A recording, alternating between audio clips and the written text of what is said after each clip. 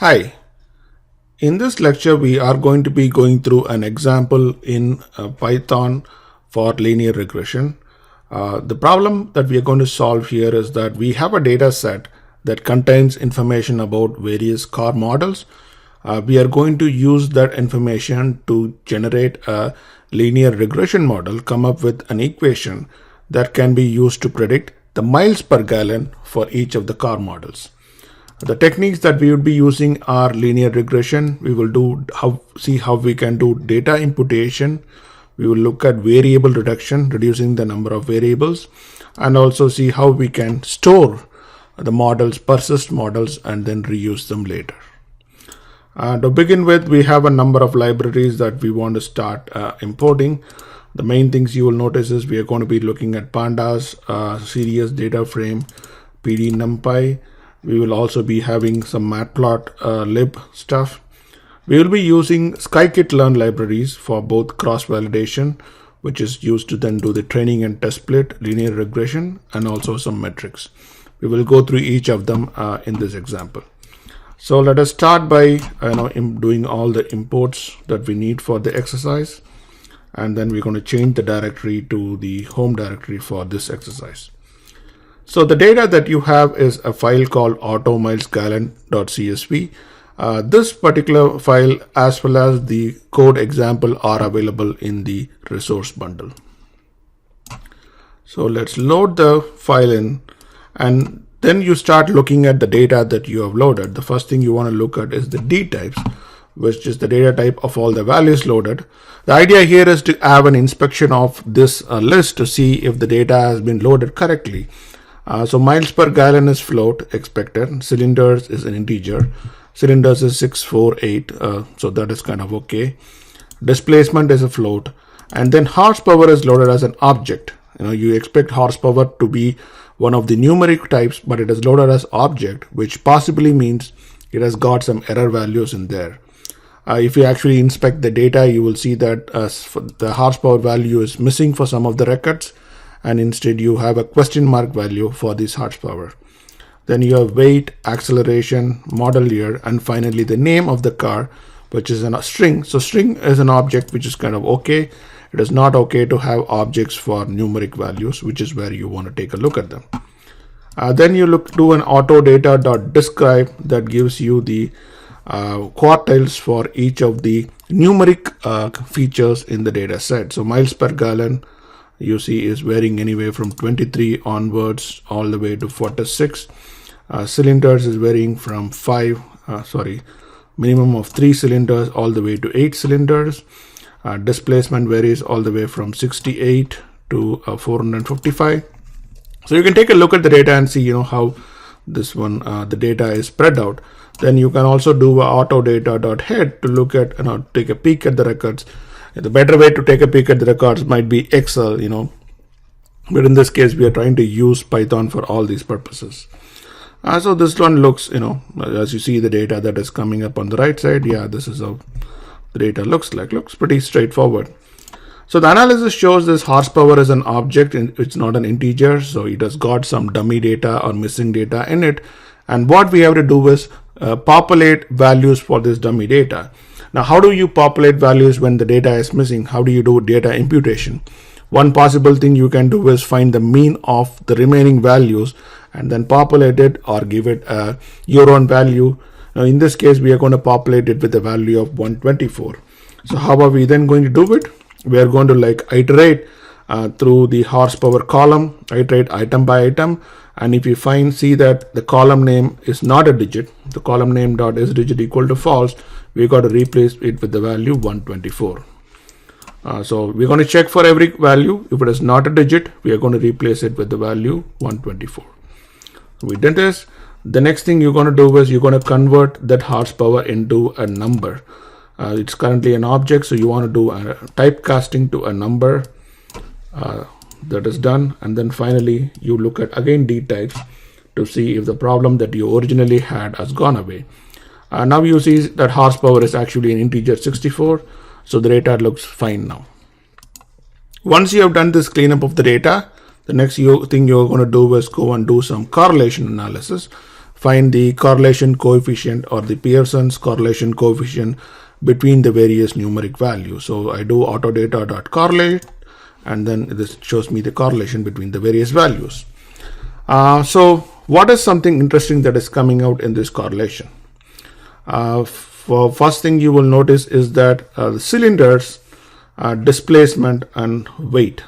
Cylinder displacement and weight, these three values have a high correlation between each other. So whenever cylinders are high, displacement is high and weight is also high, and the reverse is also true. Now why is this the case? It is because one variable is dependent upon another, one feature is dependent upon another. A high correlation between two variables means they kind of mean the same thing, in which case you might want to remove these duplicate features because they kind of mean the same thing when it comes to correlation. So that is exactly what we're going to do next. One thing you also notice that the actual model value is not showing up in this correlation table, and that is because it is a string value, but you want to see a correlation for that one also. You want to first convert them into numeric values, which is convert them in the names into IDs, an equivalent ID kind of thing, and then you can use the IDs to do the correlation between the actual model and the rest of the values features that you see there. So we are going to now go and remove the two variables, displacement and weight, and that you do by doing the drop command. So I'm just going to do a drop, and now you have lost both the displacement and weight features columns in the data. Now let's look at the dtypes once again. Now you see that it is a lot more reduced one with miles per gallon, cylinders, horsepower, acceleration, model year, and the name.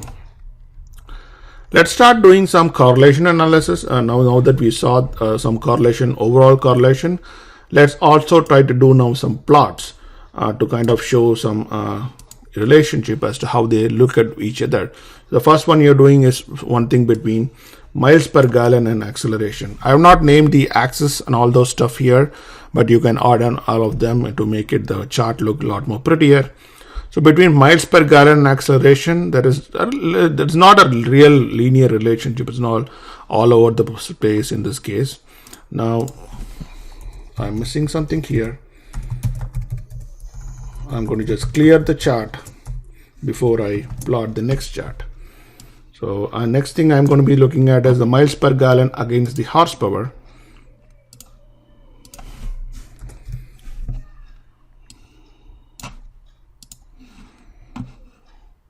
And in this case, what you see is there is a nice relationship. As the horsepower increases, miles per gallon decreases. So it's a reverse link between miles per gallon and horsepower, and that we kind of know. When the car has typically more horsepower, the miles per gallon is going to go down. Now you see a nice almost a declining straight line relationship between both these variables in there. So I would recommend you try to do the same exercise with all the other variables. Take a look at how they are related to each other. Then we move on to another one, which is a box plot. We want to see a box plot of how the miles per gallon varies based on the number of cylinders. So I'm going to plot a box plot, one for each type of cylinder. Cylinders equal to 4, 6, and 8. And for each of them, I'm going to do a box plot to see how the miles per gallon changes. And you see that all of them have a good range, but overall, as the number of cylinders increase, you see that the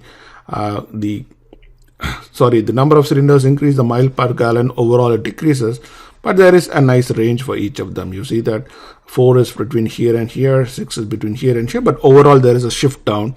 Then 8 is between here and here. So the overall range of values decreases as the as the number of cylinders increase, and that is what this box plot is trying to tell you. Let's now move on to doing the actual prediction. The first thing you're going to be doing is trying to split the training and testing data sets. How do you split the training and testing data sets?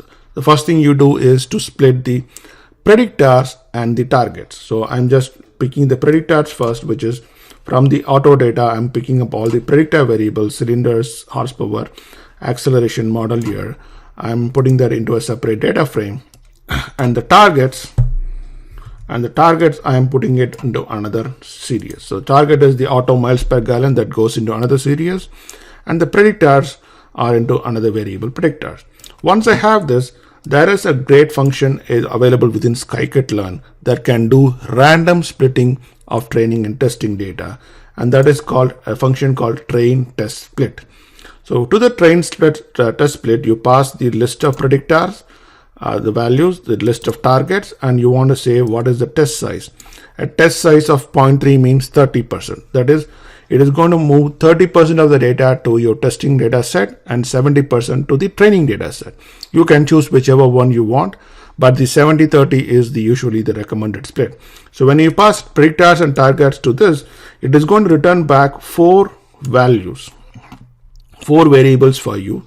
It gives you a predictor training set, a predictor testing set, a target training set, and a target testing set. So it gives you 4 sets, each with a predictor training, predictor test, target training, and target test. So predictor training is nothing but, so the original predictor that you had there had about 398 rows, and this 398 is going to be split in 70-30. So if you look at predictor training and dot shape, it is shape. Okay, I haven't executed these ones, so let us first execute these commands. Okay, now I do predictor training dot shape. That gives you 278. So out of 398, so before 278 went to the training, and predictor test is the rest 120. But each of them had 4 columns. Now if you look at target training, that is going to just have 1 column with 278, and target testing is 1 column with 120. So that is how you split the data into predictors and targets and training and testing data.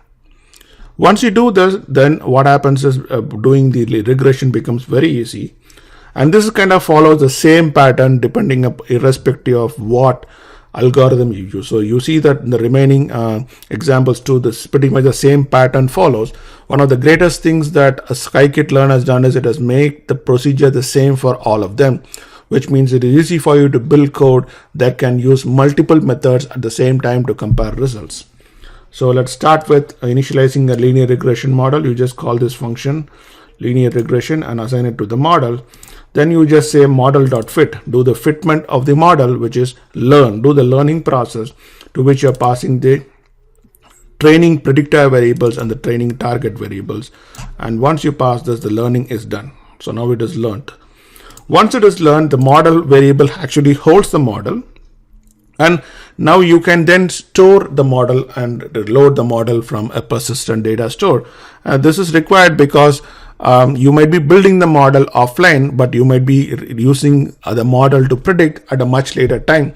So you want to have a way by which you can store the model in some place, as a file or a database and things like that. And for that, we use this pickle library. What the pickle library does is it dumps the model into a string. So now you see this LM string. LM string contains information about the model. It kind of looks like junk, but it has all the information you need. All you have to do is then take this string and save it wherever you want. And whenever you want to create the model once again, just do call the load function in the pickle library, and that will load the model back into the model variable. Now this is how you will store and load the model. Now once that is done, let us try to go and predict. So we learned on the training data set. Now let us try to predict on the testing data set. So we choose the predictor testing, all the list of all the predictors in the test, and then ask it to predict using the model.predict function. Now what this does is, for every record that you see in the test data set, it is going to do one prediction. So we know that there are 120 records in the predictor test data set. So it is going to come back with 120 predictions. So let's look at how the 120 looks like. So this comes up with a nice array. So once you have this prediction, you also know what is the actual value, because the target data test data set actually contains the actual miles per gallon. So the predictor is the predictor miles per gallon. Target test actually contains the corresponding actual values. So now you can compare the predicted value against the actual value to see how well the thing performed. The first thing you want to look at is R squared. How do I know the R squared? Is you call this function model.score, and that gives you an R squared value of 0.72. A 0.72 is a pretty high score, very decent score, which means the linear regression model has fit the data very well. And then you can also do the rest of the scores, or you can also find the same score by calling this function called, sklearn matrix R2 score, that also would pretty much return the same value. So that's a 0.272 is a very good accuracy that you can expect for linear regression. So this is how you split into training and testing data sets, and then use the training data set to build the model, and then use the test data set to actually test it. Let's see how accurate this one is, and to do that, what I'm going to be doing is I'm going to be doing some plotting. So first thing I'm going to do is I'm going to just plot the test versus test. What happens when you do test versus test? It's the target test versus target test is plotting the same thing against the other. Or in other words, the target test is the most accurate prediction possible for the same value. The best prediction for a given value is the value itself, right? So I'm just plotting this against itself. Now what that gives you is you get this nice diagonal line, which is what should be the expected predictions. If the predictions are 100% accurate, closest to the value, then plotting the prediction versus actual will look like this. But how does it actually look like? So let us plot the target test against the predictions now, which is the actual prediction value. And now once you do this, the actual predictions are showing up in blue. The ideal one should be along this red line, but the actual ones are somewhere around this red line. So you see how the predictions are actually working. One thing you realize is that, for most of the part, the predictions are closer to the line, but when the miles per gallon is higher, you see this part, when the miles per gallon is like higher than 35, the predictions are actually off, a lot more off. So it is not, this particular local part is not properly modeled in this linear regression. And that is because linear regression models on a straight line, and maybe the data doesn't fully fit, but still 72% accuracy, is really, really good. And this is how you do linear regression with Python using scikit-learn.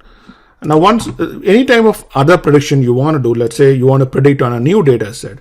So you take this new data set here. This is a new data set record that has values for each of the 4 predictors. The predictors, being the predictor cylinders, horsepower, acceleration, and model year.